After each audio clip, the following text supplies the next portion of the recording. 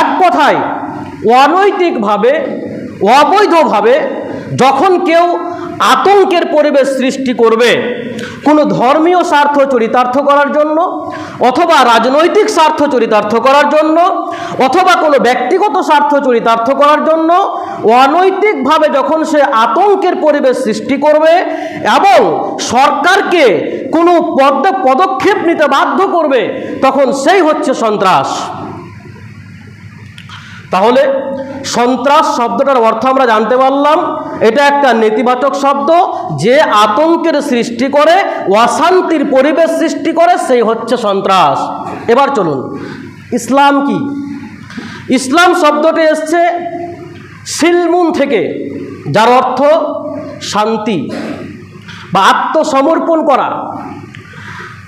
ইসলাম মানে আত্মসমর্পণ করা এবং শান্তিকামী হওয়া, অর্থাৎ আল্লাহর বিধানের কাছে নিজের আত্মাকে সমর্পণ করে দিয়ে শান্তি অর্জন করা, সমাজে শান্তি প্রতিষ্ঠা করা, এটাই হচ্ছে ইসলাম। তাহলে সন্ত্রাস এবং ইসলাম এই দুইটা কিন্তু সম্পূর্ণ বিপরীত শব্দ। সন্ত্রাস এবং ইসলাম এই দুইটি সম্পূর্ণ বিরোধী শব্দ, অর্থাৎ সন্ত্রাসের সাথে ইসলামের কোনো সম্পর্ক নেই। ইসলাম শান্তি প্রতিষ্ঠা করে আর সন্ত্রাস অশান্তি প্রতিষ্ঠা করে। অথচ আজকে পাশ্চাত্য মিডিয়া সহ বর্তমানে ভারত বাংলাদেশ তথা উপমহাদেশের মধ্যে এ স্লোগান চলছে যে প্রত্যেক মুসলিম সন্ত্রাস নয়, তবে প্রত্যেক সন্ত্রাস মুসলমান। প্রত্যেকটা সন্ত্রাস মুসলমান বলে ধারণা করছে আজকের পাশ্চাত্য মিডিয়াগুলো।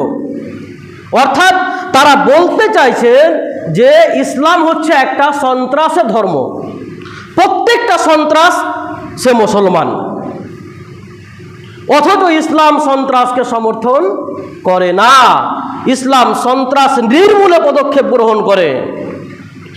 এবার চলুন, তারা যে সন্ত্রাসকে ইসলামের সঙ্গে সম্পর্কযুক্ত করছে, নিছকভাবে মুসলিমদেরকে পাইকারিভাবে সন্ত্রাস বলে ঘোষণা করছে, স্লোগান চালাচ্ছে, তাদের এই দাবি কতটুকু সত্য?